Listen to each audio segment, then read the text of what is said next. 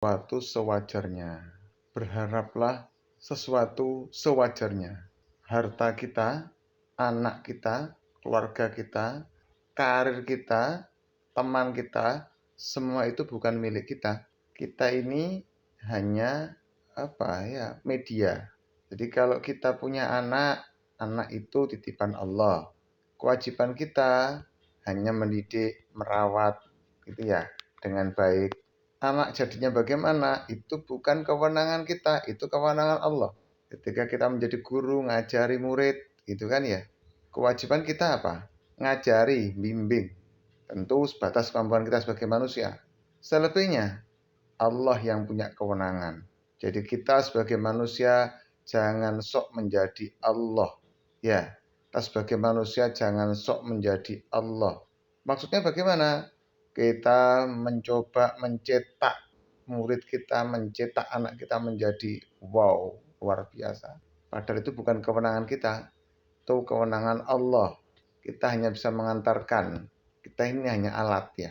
Kita ini hanya media. Jadi misalnya ada anak yang karena kita ajari kemudian menjadi pinter, sungguhnya bukan kita yang membuat pinter. Kita ini hanya media, hanya alat, hanya wasilah saja untuk menjadikan anak itu, sebetulnya anak itu memang mau jadi pinter. Jadi kita jangan GR. Begitu pula ketika kita ngajari anak kita, ngajari murid kita, ngajari teman-teman kita untuk menuju sesuatu yang menurut kita lebih baik, dan ternyata kita tidak berhasil, kita juga tidak usah bingung karena sesungguhnya kita ini cuman alat saja. Bagaimana dengan anak kita? Ya sama. Sebuah contoh menarik adalah bagaimana ketika Nabi Nuh ingin menyadarkan Kan'an.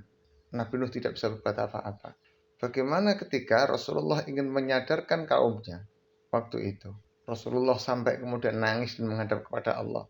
Lalu bagaimana Allah berfirman kepada Rasulullah, tugasmu Muhammad, kata Allah ya, hanyalah menyampaikan. Urusan hidayah itu urusanku.